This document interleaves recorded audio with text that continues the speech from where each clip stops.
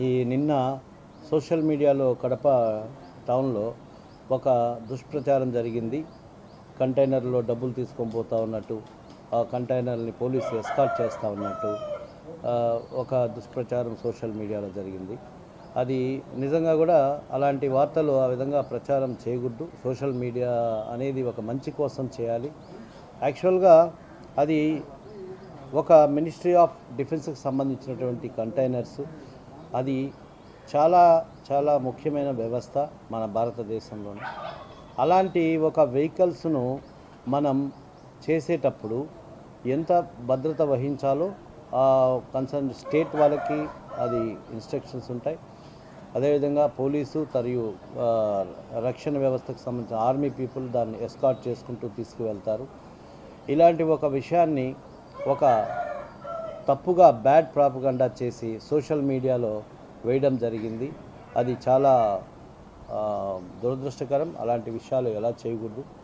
ఇది చాలా చాలా ఇంపార్టెంట్. అది అదేవిధంగా పాత్రికేయుల సోదరులకు కూడా ఇప్పుడు నేను ఇచ్చేటటువంటి ఒక విన్నపం ఏంటంటే, ఏదైనా సోషల్ మీడియాలో ఒక విషయము మనకు ఎవరో వ్యక్తిగతంగా ప్రచారం చేసినప్పుడు దాన్ని మనము ఆ యొక్క కన్సర్న్డ్ వ్యవస్థకు సంబంధించి, ఆ డిపార్ట్మెంట్కి సంబంధించి వాళ్ళని క్లారిఫికేషన్ తీసుకోవాలి.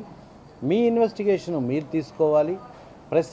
ప్రెస్లో వచ్చేటటువంటి ఏ విషయానికైనా చాలా మంచి వాల్యూ ఉంటుంది. అలాంటి ఒక వాల్యూ ఉన్నటువంటి వ్యవస్థలో ఇలాంటి దుష్ప్రచారాలను వాళ్ళ యొక్క దీంట్లో పబ్లిష్ చేయకూడదు. They must take the clarification from the concern department. కాబట్టి నేను ప్రెస్ వాళ్ళని కోరుకుంటున్నాను, ఇలాంటి దుష్ప్రచారాలు సోషల్ మీడియాలో వచ్చేటివి వితౌట్ క్లారిఫికేషన్ని ప్రచారం చేయొద్దని కోరుకుంటున్నాను. నిన్న ఒక ఆర్మీకి సంబంధించినటువంటి ఒక కంటైనర్లు వెళ్తూ ఉంటే దాన్ని డబ్బులు తీసుకొని పోతున్నారని చెప్పడము ఇది చాలా దురదృష్టకరం. కాబట్టి once again I request all the press people, ఖచ్చితంగా అలా సోషల్ మీడియా అనేది ఎవరికైనా చేతిలో ఉంటుంది. చెడ్డ వాళ్ళ చేతిలో ఉంటుంది, మంచి జరగడానికి ఉంటుంది. చెడ్డ వాళ్ళే ఎక్కువ యూజ్ చేస్తారు. So take a clarification. ఆ కన్సర్న్ వ్యవస్థ నుంచి మీరు క్లారిఫికేషన్ తీసుకోండి. పర్సనల్గా మీరు ఇన్వెస్టిగేటివ్ జర్నలిజం చేసిన తర్వాత దాన్ని పబ్లిష్ చేయడంలో తప్పులేదు. Thank you.